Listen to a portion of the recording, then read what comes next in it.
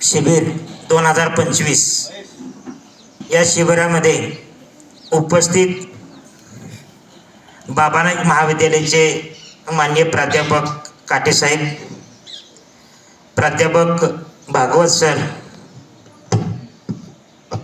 सर्व उपस्थित प्राध्यापक मॅडम, शिक्षकेतर कर्मचारी, स्टाफ आणि माझ्या समोर उपस्थित असलेल्या या सावित्रीच्या लेकी सर्वांचं मी प्रथम सहर्ष स्वागत करतो. खरं तर मी आपल्या बाबानाईक महाविद्यालयातील संयोजक, आयोजक आणि सर्व प्राध्यापक वर्गांचं मी माझ्या एक गावचा नागरिक म्हणून प्रथम दिलगिरी व्यक्त करतो. ती एवढ्यासाठीच की गेले अनेक दिवस माझ्या गावामध्ये समाजसेवा श्रमदान शिबिर राबवलं जात आहे आणि म्हणावा तसा माझ्या गावकरी बांधवांचा प्रतिसाद, सहकार्य मिळत नाही. एक खंत माझ्या मनाला लागून राहिली. असो, तो विषय वेगळा असेल, परंतु तुम्ही जे मनापासून कार्य करत आहात त्यासाठी माझं मनापासून आपलं धन्यवाद आणि स्वागत आहे. आजचा विषय तसा खूप गंभीर आणि तितकाच महत्त्वाचा आहे. एक एस टीचा प्रवासी असतो, तो एस टीची वाट बघत असतो. एस टी येते, एस टीमध्ये तो चढतो, बसतो सीटवरती. कंडक्टर त्याच्याजवळ जातो आणि म्हणतो तिकीट बोला. तो व्यक्ती म्हणतो मला 2 तिकीट पाहिजेत. अरे कंडक्टर म्हणतो तुम्ही तर एकट्या आला आहात, 2 तिकीट कोणासाठी? तर तो म्हणतो एक तिकीट हरवलं तर दुसरं असावं म्हणून मला 2 तिकीट पाहिजेत. कंडक्टर हसला आणि म्हणला जर दुसरं तिकीट हरवलं तर काय? हळूच त्या व्यक्तीने खिशातील पास काढला आणि म्हटलं हा मोफत पास कशासाठी बाळगला आहे? तर विद्यार्थी मित्र, आपल्या देखील जीवनात असंच झालंय. आपल्याला या संस्कृतीनं, आपल्या या देशानं आपल्याला 2 तिकीट दिलेत महत्त्वाची. पहिलं तिकीट छत्रपती शिवरायांचं, त्यांच्या विचाराचं, त्याच्या प्रेरणेचं. ते तिकीट आपण गमावून बसतोय की काय असं वाटायला लागलंय. दुसरं तिकीट दिलंय आपल्याला स्वातंत्र्याचं, जे फार मोठं महत्त्वाचं आहे आणि त्याचं देखील महत्त्व थोडं कमी झालंय की काय असं आजचं जाणवायला लागलंय. आणि जो आपल्या खिशामध्ये मोफत पास आहे, भारतीय संविधानाचा, जो डॉक्टर बाबासाहेब आंबेडकरांनी दिला आहे, आणि त्या मोफत पासवरती आपण जीवन कसं चालायचं, कसं जगायचं, कसं घडवायचं, कसं व्यतीत करायचं, या गोष्टी फार महत्त्वाच्या आहेत. आणि म्हणून मला या ठिकाणी सांगावंसं वाटतं, एक खंत आहे. सध्या मुलांच्याकडे पाहिलं आता मुलींची संख्या खूप दिसते, मुलांची संख्या कमी दिसते, परंतु समाजसेवेमध्ये देखील मुली आमच्या कमी नाहीत. या सावित्रीचे लेगी पाठीमागं नाहीत हे या संख्येनं दाखवून दिलं आहे. समाजात मुलींची संख्या जरी कमी झाली असली तरी आमच्या श्रमदान शिबिरामध्ये किंवा कोणत्याही क्षेत्रामध्ये मुली पाठीमागं नाहीत, याचा एक मला सार्थ अभिमान वाटतो. म्हणून प्रथम या माझ्या सावित्रीच्या लेखींचं मनपूर्वक आभार आणि धन्यवाद. परवाच डॉक्टर सुभाषचंद्र बोस, नेताजी सुभाषचंद्र बोस यांची जयंती साजरी झाली. आणि नेताजी सुभाषचंद्र बोस म्हटल्यानंतर आपलं एक वाक्य आठवतं. कोणतं वाक्य? तुम मुझे खून दो, मैं तुझे आझादी दूंगा. मला वाटतंय त्या वाक्याला जागणारी ही तरुण पिढी कुठेतरी भरकटते की काय. आताच्या तरुण पिढीच्या तोंडात एक आहे, तू मेरे नहीं हो सकती तो किसी की नहीं होने दूंगा. बरोबर आहे. विचाराचं भरकट नसले की असंच होतं. आणि मग क्षणभर वाटतं की या महापुरुषांचं बलिदान व्यर्थ गेलं की काय. तर तसं व्यर्थ जाऊ द्यायचं नाही. कारण तुमचे जे समोरचे प्राध्यापक वर्ग राबतोय, कष्ट करतोय, तुम्हाला करिअर घडवण्यासाठी धडपडतोय. तुमचे आई वडील आहेत जे रात्रंदिवस काबाड कष्ट करतायत. माझ्या मुलानं शिकावं, माझ्या मुलीने शिकावं आणि काहीतरी करून दाखवावं, घडवावं, स्वतःला घडवावं, या विचारानं तुम्हाला शाळा कॉलेजला पाठवलेलं आहे. आणि मग मी सहजगत्या या मुलांना विचारलंय की तू कितवीला आहेस, मुलांचं सहजगत्या उत्तर येतोय मी 13वीला आहे, मी 14वीला आहे, मी 15वीला आहे. मी पुस्तकं उघडून पाहिजे, मला कुठेच 13वी 14वी 15वी आकडा दिसला नाही, 12वीपर्यंत दिसला. मग तुम्ही का सांगता की 13वीला आहे 14वीला आहे? म्हणा ना अभिमानाने मी SY BA ला आहे, SY BComला आहे, FY BSc ला आहे, सांगा अभिमानानं. परंतु तुम्ही स्वतःला पेक्षा समोरच्याला अडाणी किंवा कमी समजता आणि त्यामुळे आपण 13वी 14वी 15वी अशा प्रकारे सांगत असतो. तर अभिमानानं सांगण्यासाठी आपल्याजवळ ती वृत्ती पाहिजे. मला इयत्ता 7वीच्या पुस्तकातील एक कविता आठवते. कवी गुरु ठाकूरांचे शब्द आठवतात. असे जगावे दुनियेमध्ये आव्हानाचे लावणे अत्तर, असे जगावे दुनियेमध्ये आव्हानाचे लावणे अत्तर, नजरेमध्ये नजर रोखणी आयुष्याला द्यावे उत्तर, नजरेमध्ये नजर रोखणी आयुष्याला द्यावे उत्तर. आपण या आयुष्याला उत्तर देण्यासाठी समोरच्या व्यक्तीला ठणकावून सांगण्यासाठी तेवढा स्वाभिमान, अभिमान आणि आत्मविश्वास आपल्या मनामध्ये, विचारामध्ये, हृदयात असणं गरजेचं आहे. तुम्ही जरी BA असाल, BCom असाल, BSc असाल किंवा ITला देखील असाल तरी अभिमानानं सांगा मी स्वाभिमानानं जगण्यासाठी काहीतरी करून दाखवतोय, मी स्वाभिमानानं जगण्यासाठी काहीतरी धडपडतोय.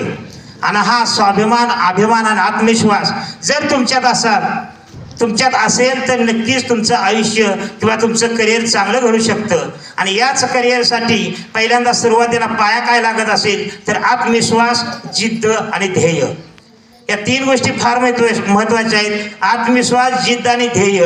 आणि या 3 गोष्टीच्या जोरावरती तुम्ही तुमचं ध्येय किंवा जे अचिव्हमेंट आहेत ते तुम्ही मिळवू शकाल. गेले अनेक दिवसच्या शिबिरामध्ये अनेक विषय घेतले गेले. प्रत्येक विषयाला स्पर्श करण्याचं काम आपल्या या प्राध्यापक वर्गाने केले आहे जे तुमच्या जीवनामध्ये उपयोगी असेल.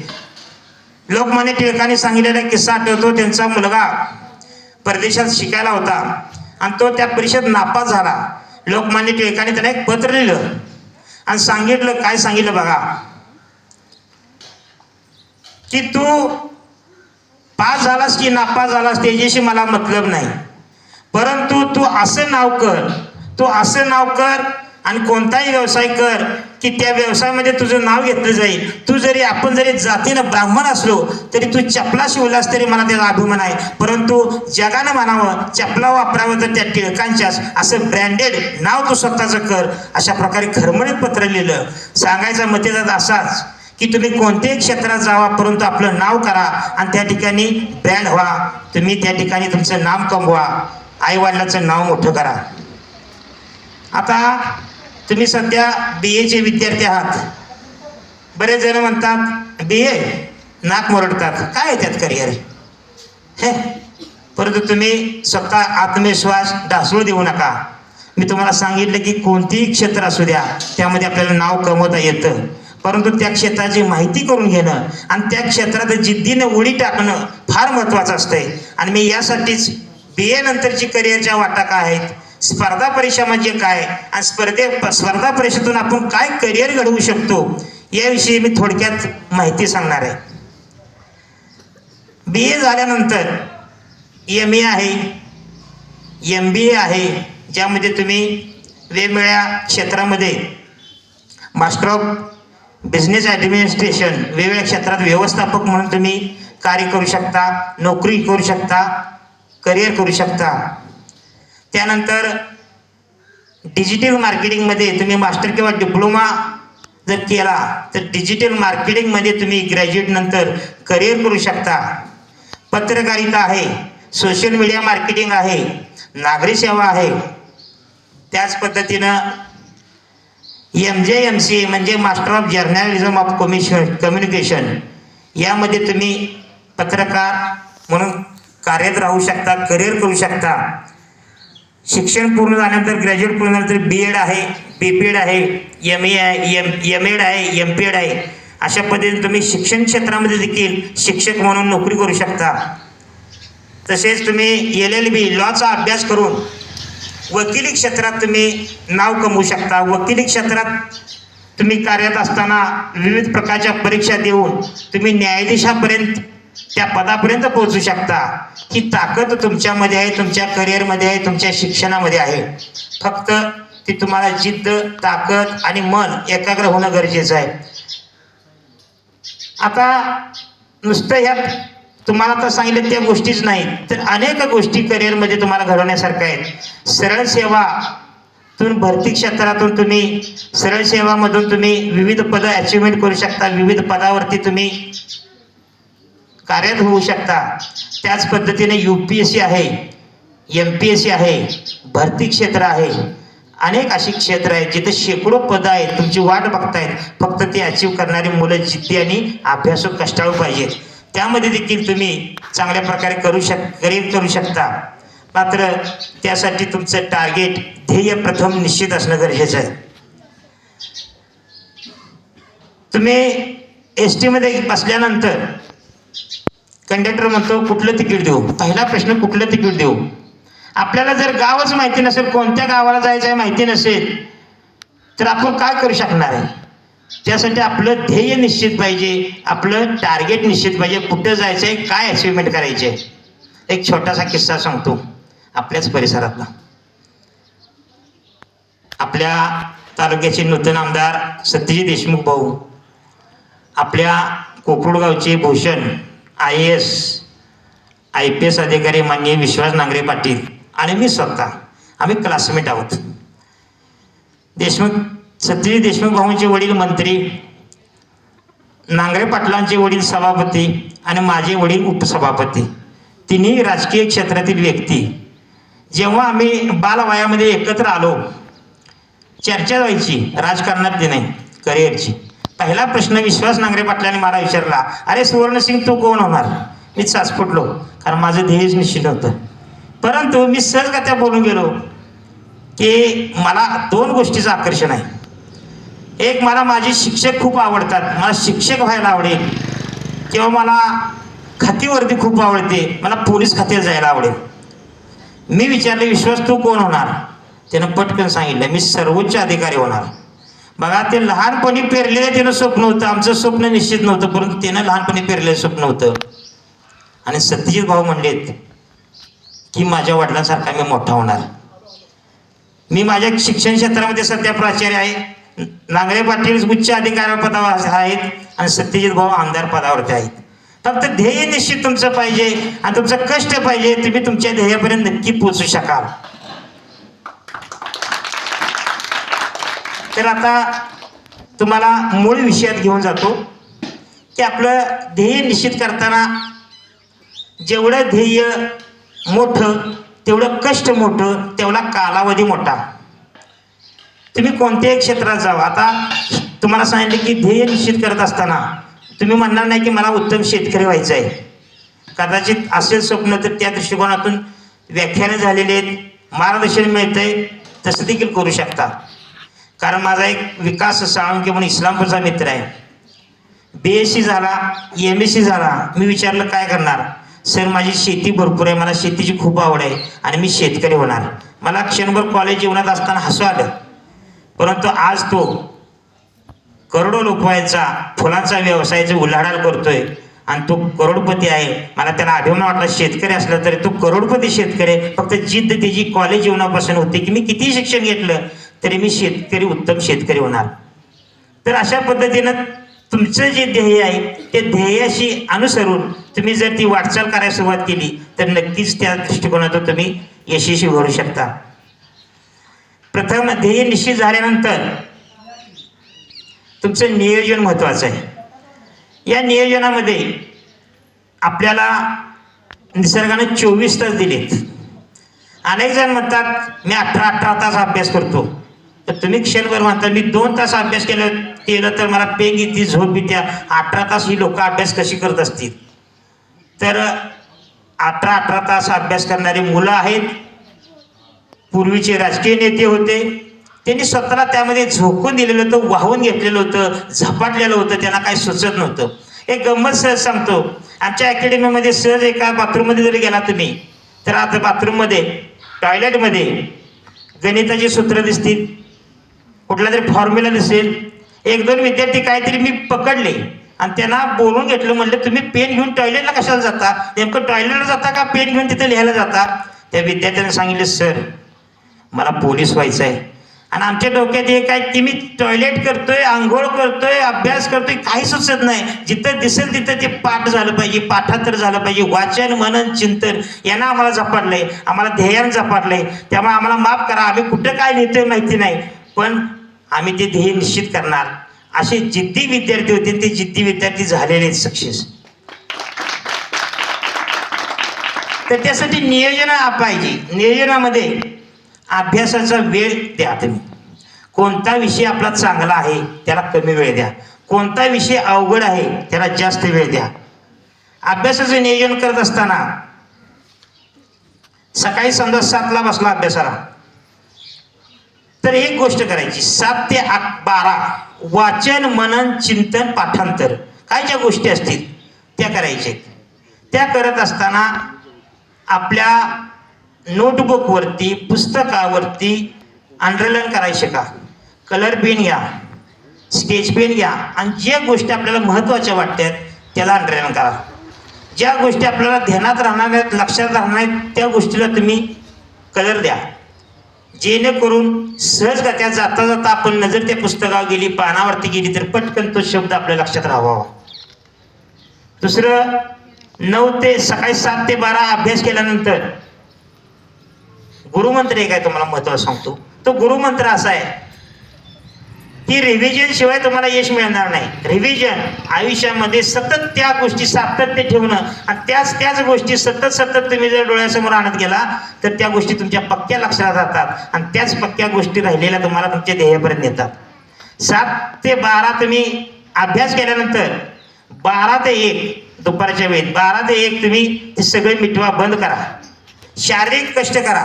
शारीरिक कष्ट फिरून या, कुठं तरी गावाला वेळा घालून या, फिरून या, मन फ्रेश करा, बाहेरच्या वातावरणाशी जुळवून घ्या आणि पुन्हा 1 वाजता या. 1 वाजता पुन्हा रिव्हिजन चालू करायची. जे आपण सकाळी 7 ते 12 जे वाचन मनन चिंतन पाठांतर केले त्यामध्ये घुसा आणि बघा आठवून. एखादी नोटबुक घ्या, पाटी पेन्सिल घ्या आणि त्या लिहून काढा, तुम्ही काय वाचन केले ते लिहून काढा, बघा कितपत लक्षात राहिले. ही तुमची पहिली रिव्हिजन असेल. दुसरी रिव्हिजन 1 दिवसानंतर करायची. 1 दिवस गॅप द्यायचा, त्या दिवशी रिव्हिजन करायची की आपण परवा जे वाचलं 7 ते 12 काय वाचलं, काय अभ्यास केला, काय सूत्रपाठ केली, काय फॉर्म्युला आपण अभ्यासले, त्या गोष्टीचे रिव्हिजन करा. तिसरी रिव्हिजन तुम्हाला 3 दिवसानंतर घ्यायची. चौथी रिव्हिजन तुम्ही 7 दिवसानंतर करायची. 5वी रिव्हिजन तुम्ही 14 दिवसानंतर करायची.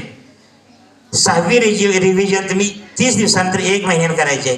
जेव्हा तुमच्या 6-7 वेळा 30 रिव्हिजन होईल तेव्हा तो घटक आयुष्यभर तुम्ही विसरणार नाही. त्यासाठी आपल्याला यामध्ये घुसायचं असेल, यामध्ये ध्येय निश्चित करून जर अचिव्हमेंट करायचं असेल तर रिव्हिजन शिवाय पर्याय नाही. आणि त्यासाठी तुम्ही अभ्यासाचं, वेळेचं आणि तुमच्या या करिअर संदर्भातल्या यशाचं नियोजन करणं गरजेचं आहे. आता तुम्हाला करिअरचं टार्गेट तुम्ही निश्चित करत असताना अनेक गोष्टी, तुम्हाला अनेक पदं दिसत आहेत आणि प्रत्येक पदाला तुम्ही अर्ज भरत असता. एक ना धड भाराभर चिंता करू नका, त्याचा सखोल अभ्यास करा. तुमचं ध्येय निश्चित करत असताना 2 निश्चित करा. 2 गोष्टी चॉईस ठेवा. एक चॉईस फर्स्ट, चॉईस सेकंड. याचा अर्थ काय, तर तुमचं ध्येय मुख्य असावं, परंतु त्या मुख्य ध्येयामध्ये जीवनात काही जर अडचण आल्या, अडथळा आला तर तुम्ही ट्रॅकमधनं बाजूला होऊन वैफल्यग्रस्त होऊ नये. काय करू काय नको, तोंड लपवू नये असं जर वाटत असेल तर तुमची ध्येय निश्चिताबरोबर चॉईस बी, पर्याय दुसरा ठेवा की जर ह्या माझ्या ध्येयामध्ये काय अडचण भविष्यात आली तर हे दुसरं माझं ध्येय मला आयुष्यामध्ये तारू शकेल. त्यासाठी ते चॉईस ए आणि चॉईस बी ठेवा. आता प्रथम मी तुम्हाला सांगतो की सरळ सेवा योजनामध्ये आपल्याला करिअर करायचं असेल, सेवा सरळ परीक्षा असतात, तर त्यामध्ये काय आहे, नाव दिसत असलं सरळ सेवा तर ते सरळ नाही, खूप अवघड आहे.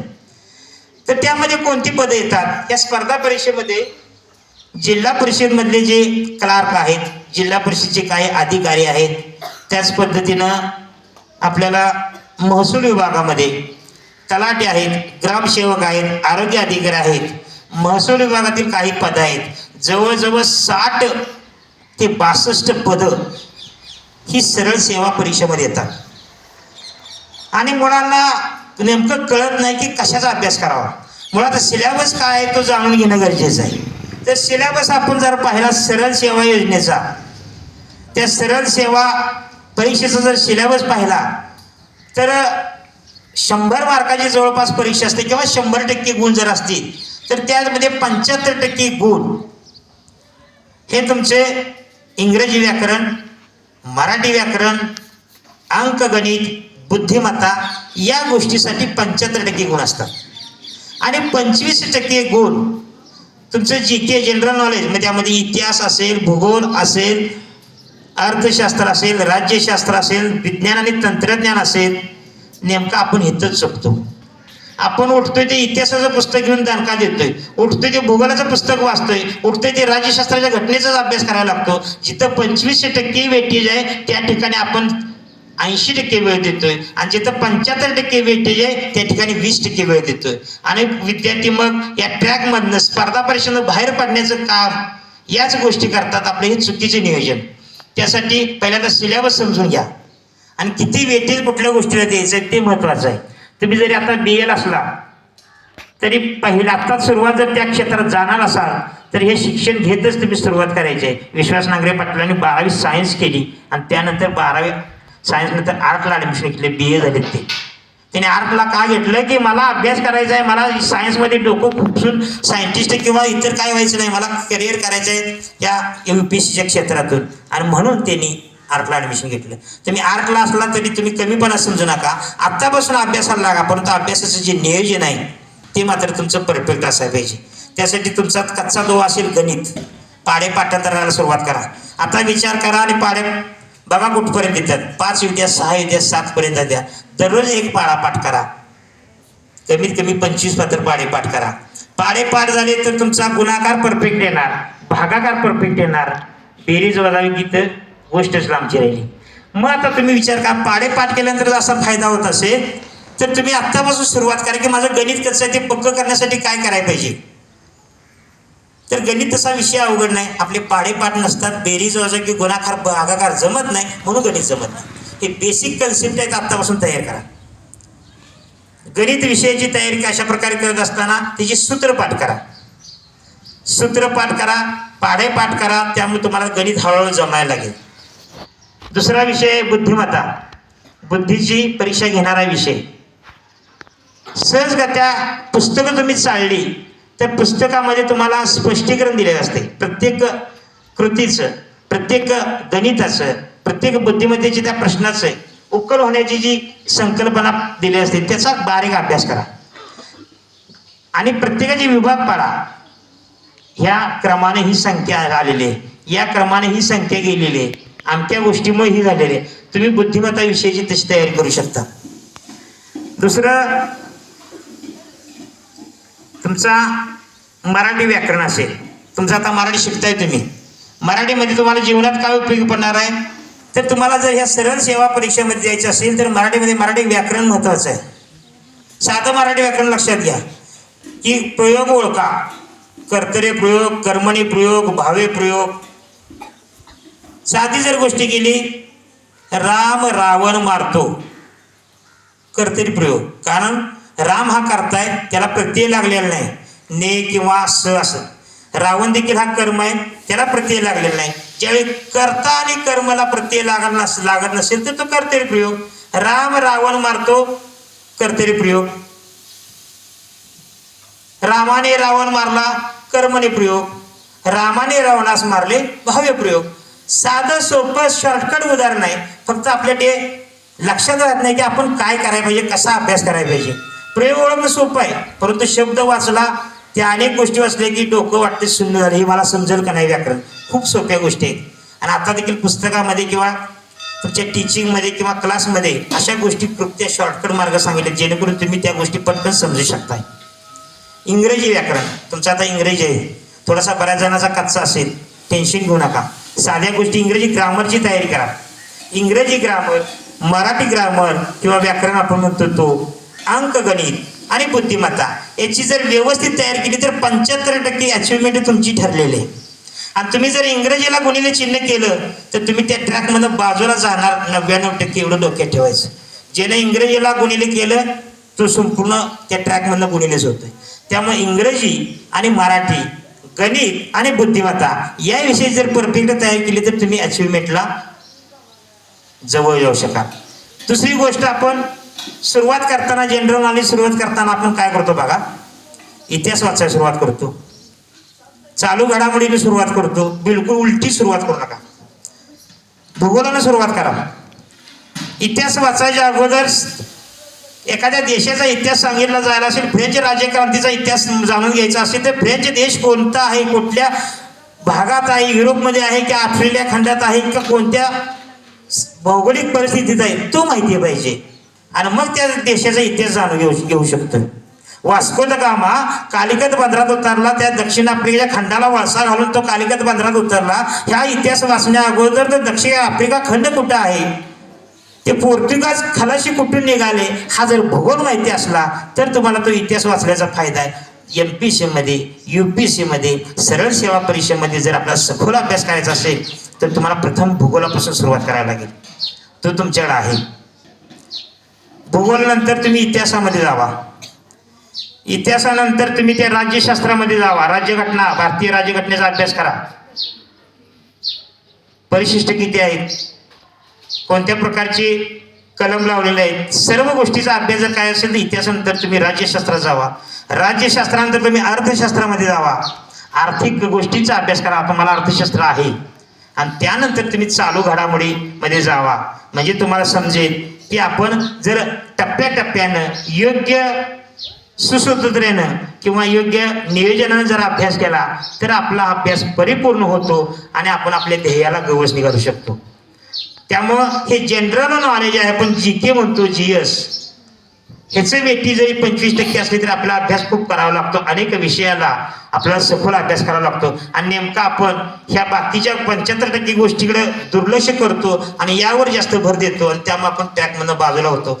तर विद्यार्थी मित्रांनो लक्षात ठेवा, आपल्याला जर सरळ सेवा परीक्षेत यशस्वी व्हायचं असेल तर पहिल्यांदा सिलेबस जाणा, तुमचं नियोजन अभ्यासाचं करा आणि अभ्यास करत असताना आपल्या विषयाला कितपत काय न्याय द्यायचा ते ठरवा. आता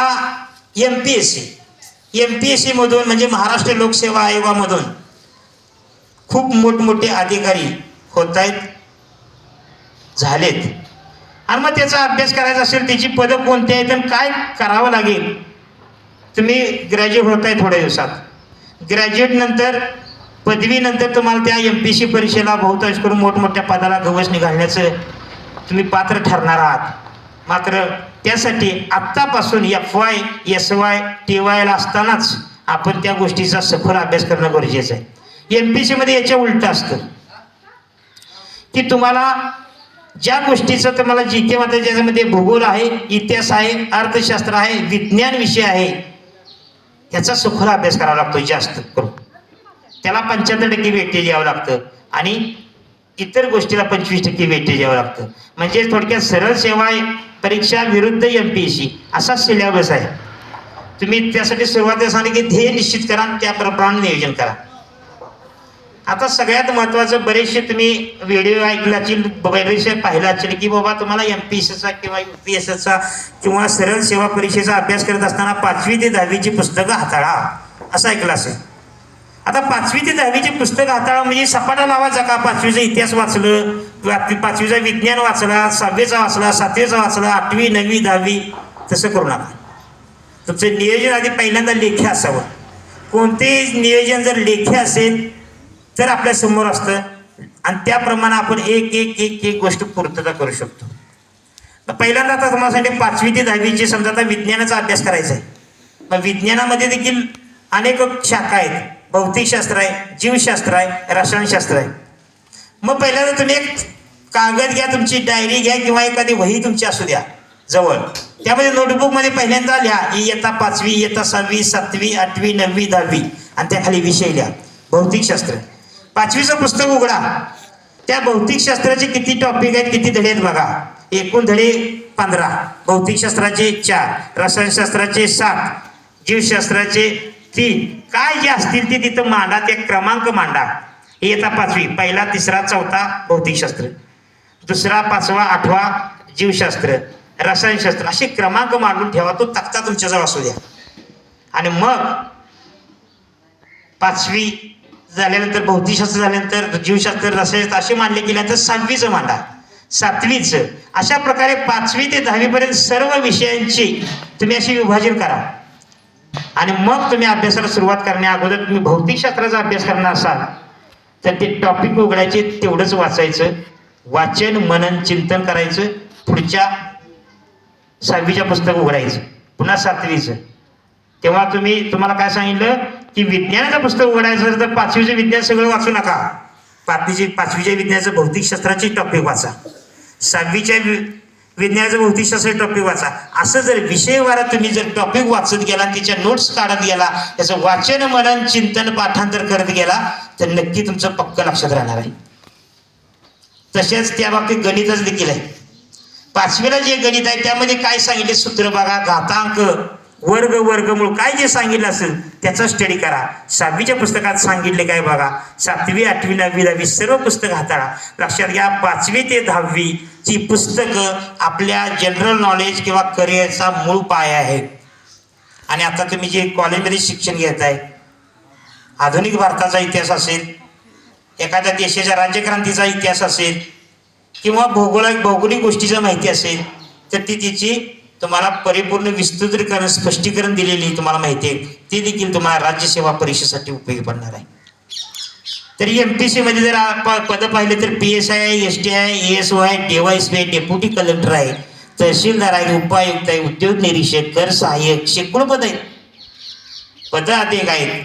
अचिव्हमेंट देखील आपल्याला करणं तितकं सोपं नाही, परंतु तुमच्या मनात जर जिद्द असेल, ते करिअरची दिशा जर साचेबंद पद्धतीने तुम्ही जर अभ्यास करत गेला, आता ज्या पद्धतीने सांगितलं असं जर तुम्ही पॉईंट टू पॉईंट, मुद्दे तो मुद्दा जर अभ्यास करत गेला, स्वतःचं जर नियोजित करत असला तर नक्कीच तुम्हाला यश मिळणार आहे. भले कोण म्हणू दे 18 तास अभ्यास करतो, आत्तापासून या कॉलेज जीवनापासून तुम्ही जर 8 तास अभ्यासाचं जर नियोजन करणार असेल, भले आता कॉलेजचा अभ्यास करा नाही, सुरुवात 1 तासानं करा. दररोज 1 तास आपल्याला स्पर्धा परीक्षेचा अभ्यास करायचा.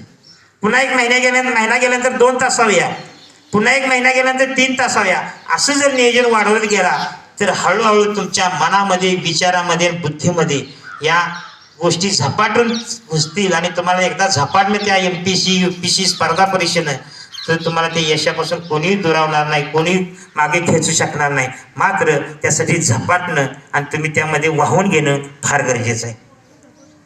आता फरक प्रत्येक गोष्टीला सांगतो, कारण प्रत्येकानं ध्येय निश्चित करायचं वेगवेगळं ठरवलं असेल किंवा ठरवाल. सरळ सेवा योजना परीक्षेमध्ये तुमची फक्त एक मुख्य परीक्षा घेतली जाते, लेखी आणि मेरिट लिस्ट लावलं जातं. त्यामध्ये निगेटिव्ह मार्किंग किंवा गुण वजा होत नाहीत. आपला एखादा प्रश्न चुकला तर गुण वजा केले जात नाहीत, सरळ तुम्हाला मार्क दिले जातात, ते मेरिट लावलं जातं. मात्र MPSC UPSC मध्ये निगेटिव्ह मार्किंग सिस्टीम आहे. मात्र ती चांगली आहे. एखाद्याला करिअर हुशार, मला करिअर करायचं तर निगेटिव्ह मार्क्स ही खूप गरजेचं आहे, चांगले आहेत, तर तो सक्सेस होऊ शकतो. तर MPSC UPSC मध्ये परीक्षेचं स्वरूप पाहिलं तर सुरुवातीला पूर्व परीक्षा, नंतर मुख्य परीक्षा, नंतर मुलाखत, ह्या 3 गोष्टी झाल्यानंतर तिची अचिव्हमेंट असते किंवा त्याचं मेरिट लिस्ट असतं.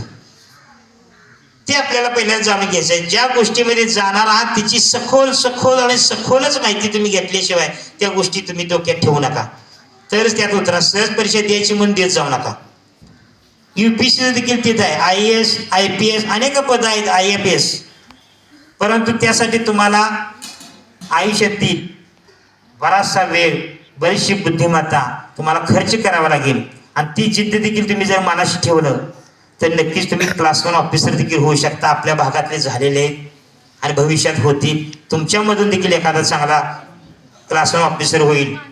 नक्कीच त्या गोष्टी आपल्याला अभिमानास्पद असतील. आता ह्या नियोजन तुम्हाला सांगितल्या सगळ्या गोष्टी कल्पना दिली. मग या गोष्टी करत असताना आणखी काही गोष्टी आहेत का की बाबा सरळ सेवा योजना परीक्षा आहे, त्यामध्ये तुम्ही सांगितले की 60-62 पद आहेत. मग MPC मध्ये शेकडो पद आहेत, UPC मध्ये आहेत.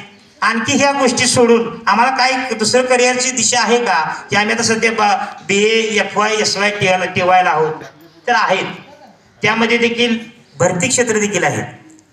आणि भरती क्षेत्रामध्ये देखील तुम्हाला माहिती आहे, त्यामध्ये शारीरिक किंवा ग्राउंडवरची मार्क्स आणि तुमची बौद्धिक लेखी परीक्षेची मार्क्स एकत्र करून तुम्हाला भरती क्षेत्रामध्ये करिअर करता येतं. मग भरती क्षेत्रामध्ये काय काय आहेत? आर्मी क्षेत्र सुद्धा आहे, मुलींच्यासाठी सुद्धा आर्मी क्षेत्र आहे. आता असं एकही क्षेत्र राहिलेलं नाही की जिथं आपल्या मुली जाऊ शकत नाहीत. आर्मी, नेव्ही, एअरफोर्स, कुस्तीमध्ये देखील बघितलं तुम्ही मुली अचिव्हमेंट करतायत. तर क्षेत्र सगळे आहेत, फक्त तुम्ही मनाशी ध्येय ठेवायचे की मला काय निश्चित करायचं. मग आर्मी क्षेत्रात जर पाहिलं तर त्यामध्ये GD भरती आहे, मुलांच्यासाठी टेक्निकल आहे, मुलींच्यासाठी असिस्टंट नर्सिंग विभाग आहे. मग यामध्ये तुम्ही करिअर करायचं काय करावं लागतं, तर तुम्हाला GD भरती व्हायचं असेल तर 10वी पासवरती तुम्ही उतरू शकता. तुम्हाला सुरुवातीला रनिंग असेल, रनिंगमध्ये तुम्ही 1600 मीटर मुलांच्यासाठी असेल, 1600 मीटर रनिंग मारल्यानंतर फर्स्ट पर्ची, सेकंड पर्ची, म्हणजे काही 5 मिनिट 5 सेकंदामध्ये जर विद्यार्थी आले 15 सेकंदामध्ये तर फर्स्ट पर्ची मानली जाते. जरा उशिरा नाही होईल तर सेकंड पर्ची, म्हणजे कमी गुण दिले जातात. त्यानंतर तुमची लेखी परीक्षा होते. लेखी परीक्षेमध्ये काय 50 मार्काची लेखी परीक्षा असते. त्यामध्ये विषय असतात जनरल नॉलेज 15 मार्काचं, विज्ञान 15 मार्काचं, गणित 15 मार्काचं आणि 5 मार्काची बुद्धिमत्ता, असे 50 मार्काची परीक्षा असते. जे आहे ते सर्व विषय हिंदी भाषेत असतात, खूप अवघड नाही. परंतु आपल्याला आपल्याचा अभ्यासक्रम जो 5वी ते 10वी पर्यंत जो अभ्यास असतो तोच अभ्यास त्यामध्ये लेखी परीक्षेला असतो. लेखी परीक्षेनंतर मेडिकल असते. मेडिकलमध्ये काय असते, मेडिकलमध्ये तुम्हाला शारीरिकदृष्ट्या फिट पाहिजे, उंची, वजन, छाती,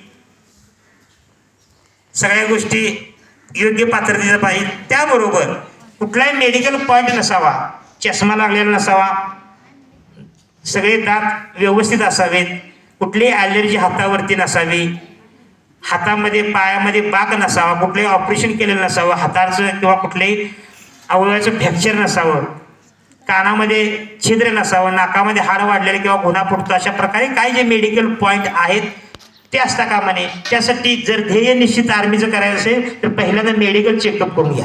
स्वतः पात्र शारीरिकदृष्ट्या आहे का बघा. बौद्धिकदृष्ट्या आपल्याला अभ्यास वाढवता येतोय, शरीरामध्ये आपल्याला काही बदल करता येत नाही. काही व्यंग असेल, फ्रॅक्चर झालं असेल, त्याला आपण काही जबाबदार राहू शकत नाही, पुन्हा काय करू शकत नाही. त्यासाठी आर्मी क्षेत्रात जायचं असेल तर तुम्हाला GD भरतीची संधी आहे, मुलांना देखील मुलींना देखील. वयाच्या 21व्या 23व्या वर्षापर्यंत या गोष्टीची भरती असते. स्टाफ सिलेक्शनच्या भरतीत त्यामध्ये BSF आहे, border security force, CRPF, central reserve police force, केंद्रीय राखीव पोलीस दल म्हणतात. त्यामध्ये देखील तुम्हाला करिअर आहे मुलांना मुलींना. त्याच पद्धतीने MSF, महाराष्ट्र सिक्युरिटी फोर्स, त्यामध्ये देखील संधी आहे. आर्मीची झाल्यानंतर आता आणखी पोलीस भरतीची संधी आहे. आता या पोलीस भरती क्षेत्रामध्ये पोलीस भरतीमध्ये काय आहे तर आपल्याला डोक्यात फक्त एकच की जिल्हा पोलीस भरती, पोलीस शिपाई भरती. तर पोलीस भरती देखील मध्ये तुम्ही करिअर करू शकत असताना 4 प्रकारचे तुम्हाला वेगवेगळे पद आहेत, 4 ते 5 प्रकारचे. पहिलं तुम्हाला जिल्हा पोलीस शिपाई या पदासाठी तुम्ही अर्ज करू शकता, पोलीस भरती होऊ शकता. दुसरं SRPF, state reserve police force, राज्य राखीव पोलीस दल त्याला मराठीमध्ये म्हणतात. त्यामध्ये देखील तुम्ही पोलीस भरती होऊ शकता. कारागृह पोलीस म्हणून एक वेगळं पद आहे, त्यामध्ये देखील तुम्ही पोलीस होऊ शकता. लोहमार्ग पोलीस, त्यामध्ये देखील पोलीस होऊ शकता.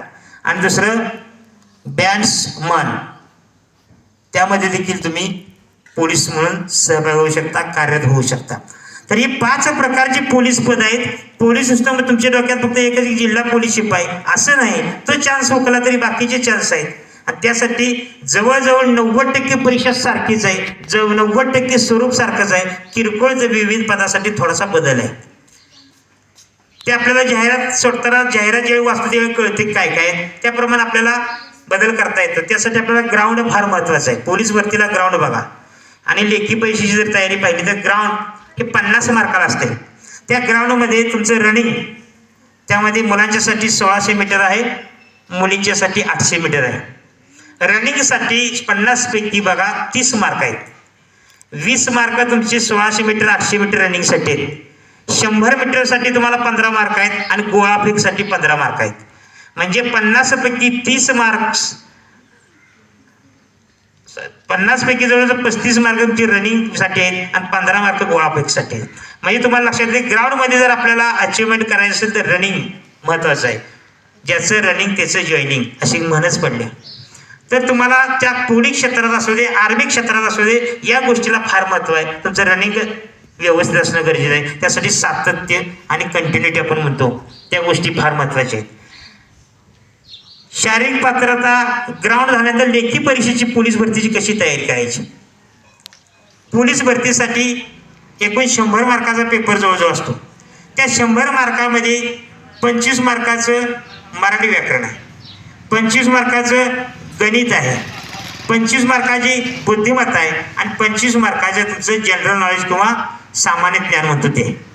म्हणजे नेमकं तुम्हाला आता परत एकदा सांगतो की आपण ते 25 मार्काचं सामान्य ज्ञान आहे त्याच्यासाठी 80% वेळ खर्च करतो आणि ज्या गोष्टी मराठी व्याकरण, बुद्धिमत्ता, गणित या विषयासाठी कमी वेळ देतो. इथं आपण चुकलो की ट्रॅकमधनं बाजूला गेलो. आणि म्हणून या गोष्टीचा समान अभ्यास करणं गरजेचं आहे. ज्या गोष्टी आपल्या कच्च्या आहेत त्या कच्च्या गोष्टी शोधायच्या, त्यावर आपण अभ्यास करायचा आहे. 100 मार्कापैकी मुलींच्यासाठी जर तुम्ही 65 क्रॉस केलं तर नक्की तुम्ही अचिव्हमेंटच्या जवळ जाल. मुलांनी 80 क्रॉस करणं गरजेचं आहे आणि त्यासाठी ग्राउंडमध्ये तुम्ही 50 पैकी 40 प्लस 45 प्लस मार्क्स घेणं गरजेचं आहे. कारण जनरल नॉलेजचा विचार केला तर सगळ्यांना सारखे मार्क पडतात. जनरल नॉलेजचे 25 प्रश्न असतील तर 25 पैकी 22, 23, 24, 22, 23, 24 सर्वांना जवळजवळ महाराष्ट्रात बसलेलं अभ्यास हुशार विद्यार्थ्यांना समान मार्क पडतात. मग मुलं कमी पडतात कुठं, स्पर्धा कुठं आहे तर स्पर्धा 2 ठिकाणी आहे. एक तुमचं मराठी व्याकरण आणि तुमचं गणित.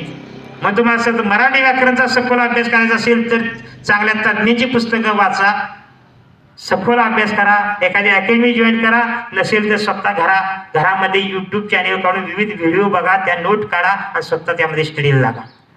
गणितामध्ये देखील त्याच गोष्टी आहेत. गणित असा विषय आहे वाचून समजत नाही. सायकल सांगून चालवायला नाही, तुम्हाला पडावं लागेल, उठावं लागेल, शिकावं लागेल, सराव करावा लागेल. तशा प्रकारचं गणित आहे. गणितामध्ये तुम्हाला त्यात वाहून घ्यावं लागेल, स्टडी करावं लागेल, पाठांतर करावं लागेल, सूत्रपाठ करावं लागतील. ह्या गोष्टी आहेत आणि समजून घेणं गरजेचं आहे. तर तुम्ही ती अचिव्हमेंट करू शकता. म्हणजे आता पोलीस भरतीचा अभ्यास कसा करावा लक्षात आलं, आर्मी भरतीचा अभ्यास कसा करायला पाहिजे लक्षात आलं, सरळ सेवा योजना, MPSC, UPSC या गोष्टीचा जर अभ्यास करत असताना सगळ्याच जवळजवळ सारखंच आहे की तुमचं ध्येय निश्चित, वेळेचं नियोजन आणि तुमचं कंटिन्युटी किंवा सातत्य आपण म्हणतो, या गोष्टी फार महत्त्वाच्या आहेत. तर मार्गदर्शन म्हणजे दुसरं तिसरं काय नाही, या फक्त गोष्टी तुम्हाला प्रत्येक गोष्टीची माहिती करून घेणं आणि त्या दृष्टिकोनातून तुम्ही पाऊल टाकणं आणि त्या दृष्टिकोनातून वाटचाल करणं फार महत्त्वाचं आहे. काही उदाहरणं तुम्हाला मी देणार आहे की जिनी सामान्य बुद्धीची असून गोरगरीब तुमच्या माझ्यासारख्या सामान्य कुटुंबातील असून देखील त्यांनी ध्येयाला गवसणी घातली, त्याची काही उदाहरणं देणार आहे. औरंगाबाद संभाजीनगरमधलं साकव गाव, आदिवासी गाव, भिल्ल समाजातील लोक राहायचे, आदिवासी लोकांतील समाजातील लोक राहायची. नवरा दारू पिऊन वारलेला, ती गरोदर बायकोने विचार केला आता काय करायचं. नवऱ्याचा दारूचा धंदा आहे, त्या दारूमध्ये स्वतः बी प्याला आणि सगळ्यांना पाजून तो मेला. आता काय करायचं, जगायचं कसं. पोटामध्ये आपलं लहान बाळ आहे, त्याला बाळाला जेलमध्ये यायचा का काय करायचं हे विचारत असतानाच तिने त्या मुलाला जेलमध्ये दिला आणि नवऱ्याचा आहे तो धंदा, दारू विक्रीचा धंदा, व्यवसाय चालू ठेवायला सुरुवात केली. ते लहान बाळ, तानं बाळ, भूक लागली की रडायचं. ही माऊली गिराईक सांभाळायची, प्रत्येकाला कपातून ग्लासमधून दारू द्यायची, त्यात ती गुंतलेली असायची. पोरगं रडत बसायचं, ते त्याचा टाहू फोडलेला, त्याचा आक्रोश ऐकून ती माऊली पटकन उठायची. त्या मुलाला शांत करायसाठी दुसरं तिच्याजवळ हातात काहीच नव्हतं, त्यातलेच दारूचे 2 चमचे त्याच्यात ओठात सोडायची. ती त्या नशेमध्ये पोरगं झोपी जायचं आणि हा हिचा उदरनिर्वाहाचा व्यवसाय चाललेला असायचा. असं करत करतच ते मूल 5-7 वर्षाचं झालं, अभ्यास कोपऱ्यात बसून करायला लागलं.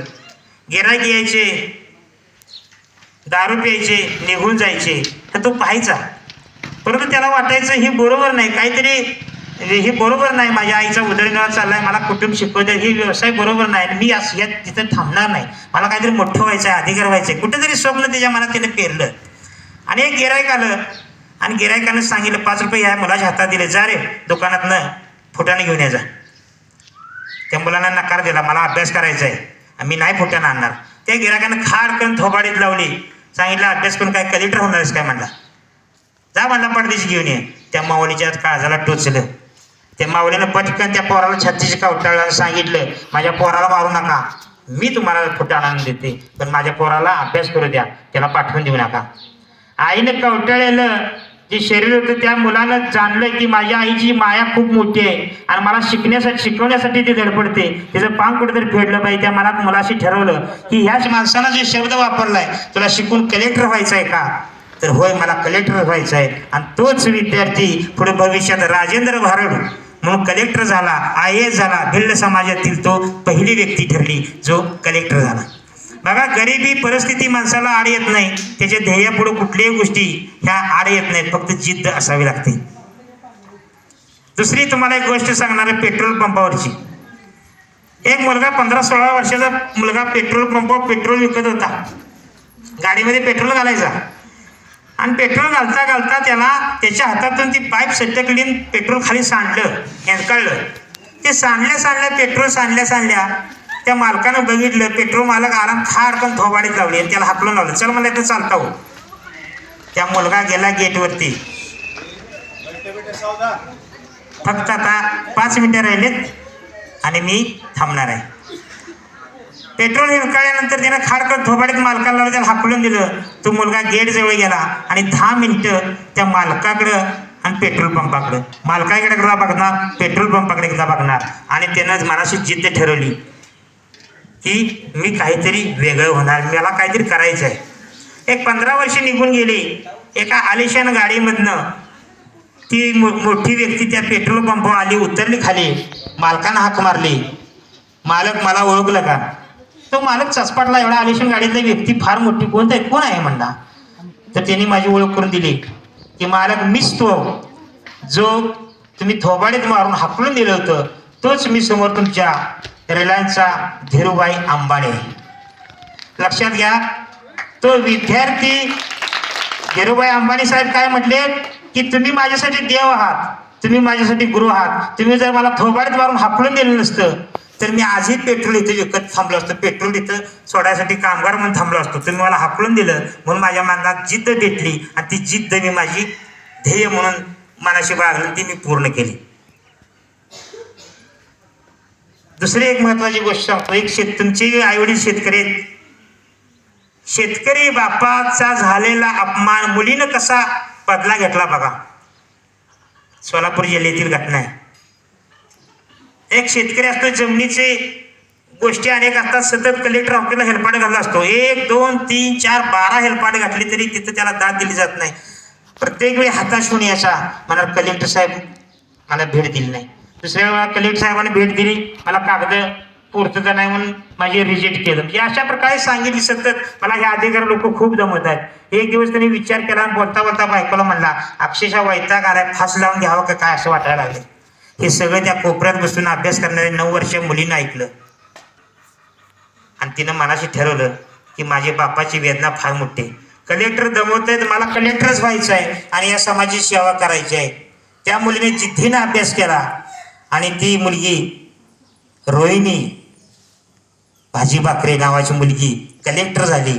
आणि अशा प्रकारे तिनं शेतकरी आपल्या बापाच्या अपमानाचा बदला स्वतः कलेक्टर होऊन गेली. तुम्हाला जाता जाता एक गोष्ट सांगतो.